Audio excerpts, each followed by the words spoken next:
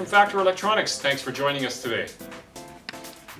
Today we're going to be talking about the X7120-4 and the X7240-4 commercial background music and paging amplifiers. These are 4-zone amplifiers, and they're used in commercial background music and paging applications like community centers, sports bars, malls, retail stores, warehouses. The list goes on and on and on. These are very versatile amplifiers and they're ultra reliable. So let's take a look at the front panel. Over here on the far right hand side we have a very large volume control. This is the main control that your customers will be using to turn the volume up and down. Then we have 4 mic or line inputs, all independently adjustable. We have an auxiliary input. Then we have our treble and bass controls. And down below that, you can see that there's 4 knobs down here.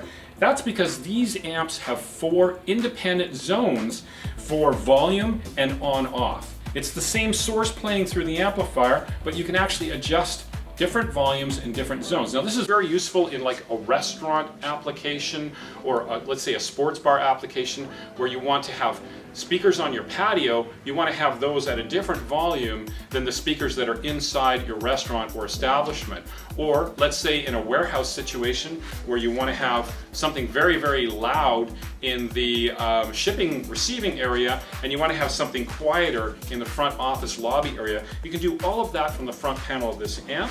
You can also page through this amp to the 4 different zones by pressing the on-off buttons. And there's an all-page button on the front panel as well. Now over on the far left-hand side, you'll see that we have an LCD display here. This is an MP3 player. So you can drag and drop all of your songs onto a thumb drive or onto an SD card, plug it into the front, and the X7120 or the X7240 will constantly play background music for you, and that is commercial-free, interruption-free music that can be played right from the front panel of this amplifier. Okay, now let's take a look at the back panel. As you can see on the right-hand side, there's 4 mic or line inputs. These are on combo jacks. Combo jacks accept a multitude of connectors. XLR connectors can be plugged directly in. 1/4-inch connectors can be plugged directly in. If you have an RCA cable, you can convert it to 1/4-inch by using a 1/4-inch to RCA bullet like this. Then you can plug directly into these inputs. Above these inputs, there's a slide selector switch that selects mic level, line level, or PHT, which is phantom power. Phantom power is 24 volts DC that is sent out to microphones like desktop paging microphones or podium microphones that would be used in a house of worship or something like that. So that's switchable individually on each one of these 4 channels. Now moving along, we have an auxiliary input. This is a dual RCA input, so this is where you would connect something like a CD player, a Blu-ray player, some kind of music source, or perhaps an M20 wireless streamer, which would provide wireless control of your music on this amplifier. We can talk about that a little bit more later. Then we have a line out. This can be taken to other amplifiers for daisy chaining multiple amplifiers, or it can be taken to a subwoofer for augmenting the low frequencies in your installation. There's a preamp out and an amp in. This would be used to take the signal from the preamp of this amplifier out to an audio processor, like a compressor limiter or perhaps a 31-band equalizer to process the audio signal. Moving along, we have the AC input. There's also a slide selector switch here that selects 115 volt or 230 volt. So 115 volt, which would be the AC standard for North America, and 230 volt, which would be the AC standard for places like Europe and other countries. We also have an onboard variable speed cooling fan built into this amp. And again, I wanted to talk about the reliability of these amplifiers. We have a nice large chassis here. We have a variable speed fan. We're also using a toroidal transformer for the main power transformer, which is a very reliable, clean transformer. And it's much better than using an EI transformer, which is what a lot of manufacturers use to save money. Now on the right hand side, we'll also see there's a telephone paging section on this amp.